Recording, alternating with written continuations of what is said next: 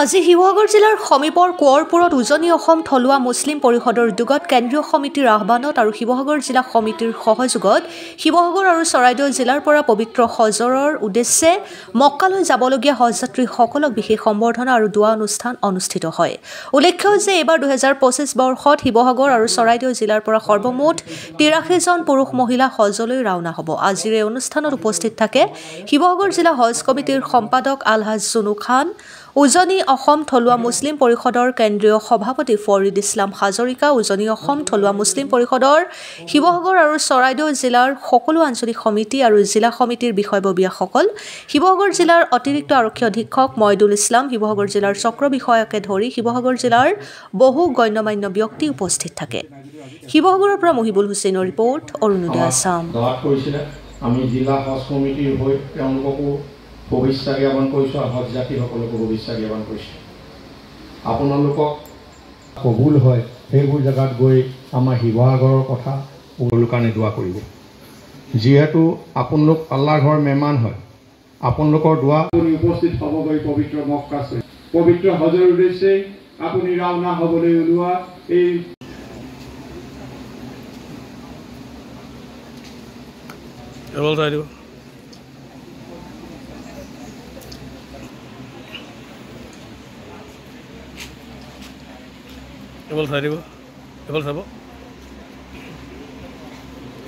মই আমাৰ মাজত দুজন আলিমক আমন্ত্ৰণ কৰি দিছিলোঁ। অনুষ্ঠানখনি আয়োজন কৰিছে ই সম্পূৰ্ণভাৱে এক আধ্যাত্মিক দিশৰ এক সাংঘাতিক, এই হজ হৈছে এক আধ্যাত্মিকতাৰ এক চূড়ান্ত এক নিদৰ্শন।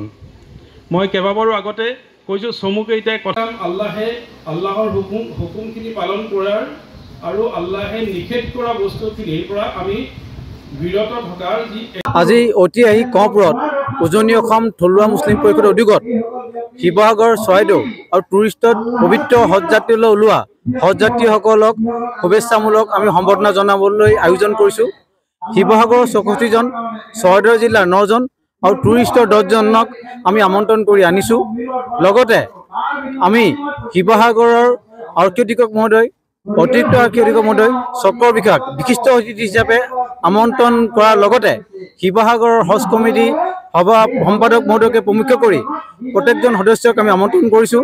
আৰু শিৱসাগৰ জিলাৰ প্ৰত্যেকখন আঞ্চলিকৰ সতীৰ্থবৃন্দ আহি ইতিমধ্যে কোঁৱৰপুৰত উপস্থিত হৈছেহি। আমাৰ উদ্দেশ্য হৈছে পবিত্ৰ হজযাত্ৰীসকলৰ পৰা আমি তেওঁলোকৰ যি পবিত্ৰ স্থানলৈ গৈছে, আমাৰ শিৱসাগৰ, অসম তথা ভাৰতবৰ্ষলৈ যাতে তেওঁলোকে দোৱা কৰি এক শান্তি পৰিৱেশ যাতে বৰ্তাই আনিব পাৰে তাৰ এক প্ৰয়াস সৃষ্টি কৰা হৈছে।